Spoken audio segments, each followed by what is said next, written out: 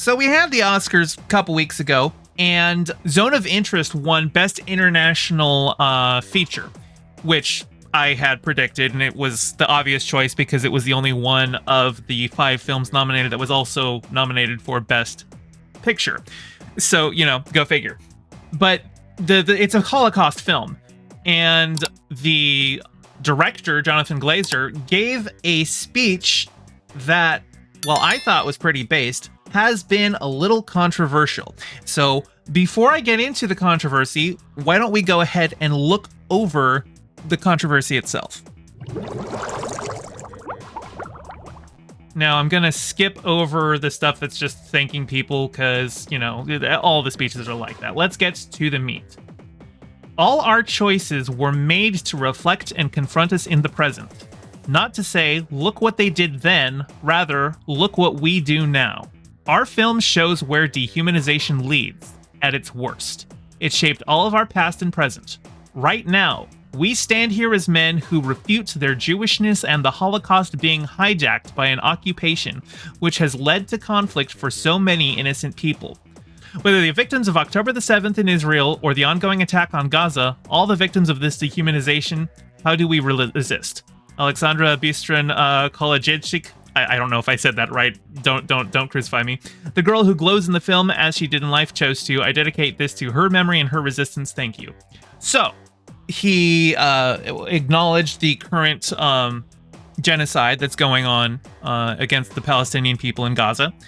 He also acknowledged the October 7th attacks, and I think that was probably the best way to do it, because both things are horrible.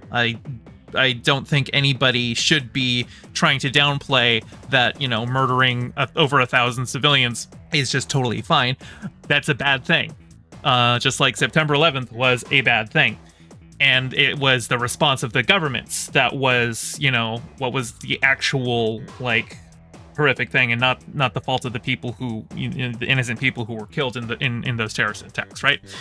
So I thought this was really based. Now, when this speech first came out, there was an initial controversy because people were taking it out of context.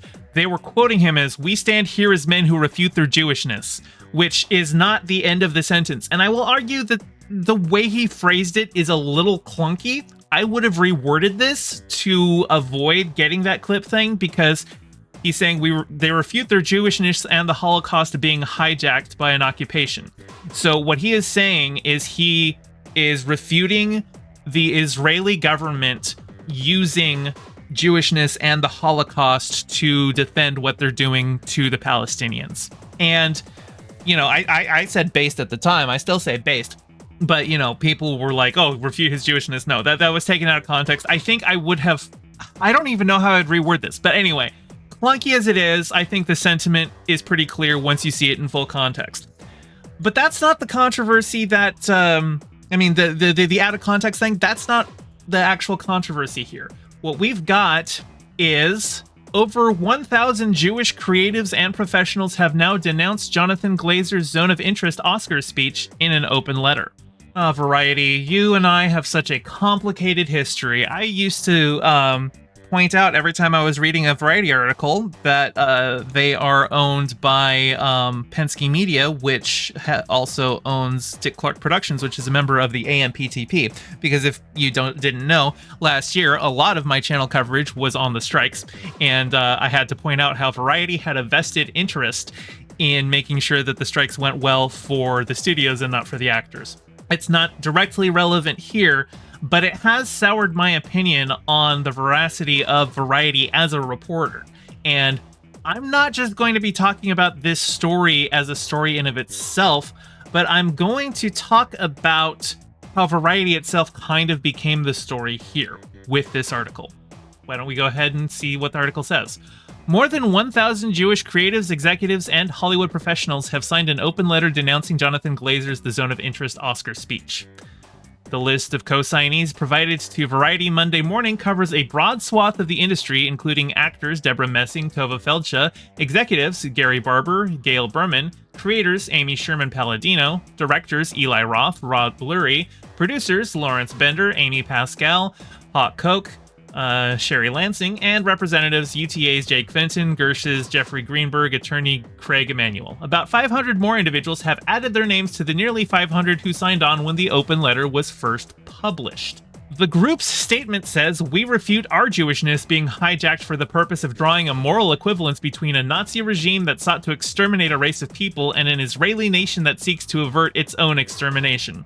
Okay, so yeah, that is just apologia for genocide, because like objectively what is happening right now in Gaza is a genocide. They are pushing millions of people into smaller and smaller areas as they have, I mean, the north of Gaza is basically just one giant crater at this point. There's not a city block that has not been hit by munitions at this point. And they funnel them all into Rafah, and then they start bombing Rafah. They started bombing Rafah during the Oscars. So, like, fuck these people. They're defending a genocide. And I have no problem with Jewish people who want a right to exist. All people have a right to exist. I have a problem with them trying to push out people from their homes and bombing them and killing them and denying them aid and denying them food. And yeah, like all of that. And that isn't anti-Semitic to say, because it's not Jews doing it. Jews are a large group of diverse people. It's the Israeli government doing it. And the Israeli government really likes to equate itself with Jewishness, and that's part of the anti-Semitism that's getting carried on there. Let's continue. Glazer declines to comment. With such high-profile co-signees as Jennifer Jason Leigh, La La Land producer Gary Gilbert, and The Americans creators Joel Fields and Joe Weisberg, the statement adds the use of words like occupation to describe an indigenous Jewish people defending a homeland that dates back thousands of years and has been recognized as a state by the United Nations distorts history. It gives credence to the modern blood libel that fuels a growing anti-Jewish hatred around the world, in the United States and in Hollywood. Jonathan Glazer is a Jew. I know that, like, they're going to say it's like a self-hating Jew kind of a stereotype or something like that. Like, of course there are indigenous Jewish people in Israel, and there have been for thousands of years. But that's not really what's happening. There is, the settler movement is pushing people who have also lived in Israel and Palestine for thousands of years, pushing them out of their homes and denying them equal rights as human beings, forcing them to live in open-air prisons. It is totally fine for Jewish people to live where they want to live. They just can't, kick other people out in order to do that. The missive comes in response to director Jonathan Glazer's controversial acceptance speech at the Oscars on March 10th after his Holocaust film The Zone of Interest won Best International Film. Okay, and this has the part of the speech. We already read that. So, after Glazer spoke, he received applause at the Dolby Theater, some of it enthusiastic, like from Poor Things star Mark Ruffalo. Mark Ruffalo's pretty based. But the speech became a hot topic in the industry over the ensuing days with many private... Okay, blah, blah, blah. We kind of get the idea of here. I mean, like, they're gonna... Of course, Michael Rappaport's gonna, criticize him. That guy's insane. But this is interesting. Okay, let's go here. It is unclear how the open letter came together. Variety spoke to several co-signees who explained why they lent their names to the statement. Among the signatories is Juliana Margulies, who apologized for her own controversial comments about Black and LGBTQ supporters of Palestinian cause. Okay, I'm not going to read all of these. What I want to get to, we can listen to all of the criticisms, but what I want to get to is this includes a list of all of the co-signees. We're going to scroll for a while, because I think it is very sussy that what Variety has done here is bury the lead. We're just in the L's. Let's go a little faster. Jeez, oops. Well, went down to the comments. Nothing good can come from there. Okay, so down at the very bottom, past the last name. Well, we got some Z names in there. Update. A previous version of this article included a link to sign the letter, as well as one false name signed to the letter. And the false name is Riverto the Sea, or River to the Sea, as in the Palestinian slogan, from the river to the sea. There was no verification process for this letter. As the article even says itself, it had 500 and then 500 more signed on after they published it. Have all of these names been verified? This is over 1,000 people. We have at least one that was false. How many more are false? Not everyone gave such a obvious meme name answer, but it feels like if you're going to tout this many people denouncing Jonathan Glazer's speech, and there's no way to vet the people who signed on to the fact that you're burying the fact that this was in here to begin with, what are you doing, Variety? Variety got community noted on Twitter when they posted their announcement on this. Yeah, here we go. The letter is a simple Google form that does not confirm or ask for proof that the signers are Jewish creatives or professionals. One of the signers listed by Variety is a SAG-AFTRA member named Rivertoe the Sea. So this was completely irresponsible reporting on Variety's part. And where in this article does it say that it's simply a Google Doc with no way to verify? Actually, let me go back up. I want to double check because I could. About 500 more individuals have added their names to the nearly 500 who signed on when the open letter was first published. Does it say where we can verify who was on it? No, it really doesn't. It really doesn't draw attention to the fact that there were fake names on here. It's buried down below. When you make a correction to an article, that shit needs to be right fucking here. Not at the bottom of a list of 1,000 names that nobody is going to bother to read.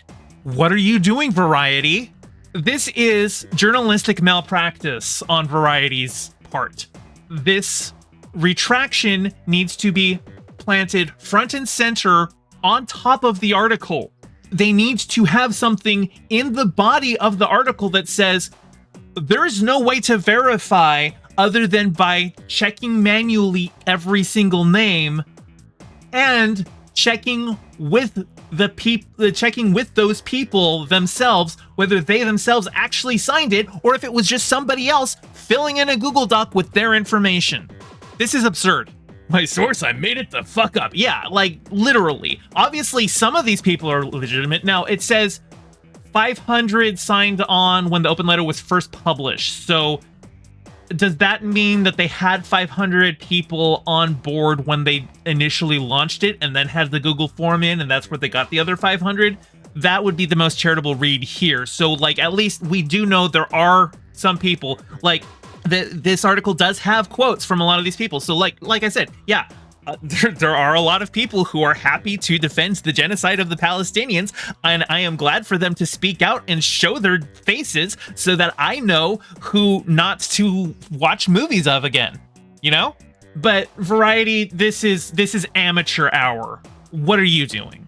That's all I gotta say about that one. This is shoddy journalism in the service of defending a genocide. But, you know, I guess that's journalism's sacred duty, isn't it? Hey, thanks for watching. Your view means a lot. Don't forget to toss me a like and subscribe and ring the bell. And drop a comment below telling me what you thought of the video. I stream Mondays and Fridays at 5 p.m. Pacific, so catch me live and join in on the convo. You can find all my socials in the description below, and thank you to all my patrons with a very special shout out to my Whale Shark tier patrons Ryan D and James Knight, and my Anemone Friend tier patron Piftle Cakes. Your support means the world. Catch you next time.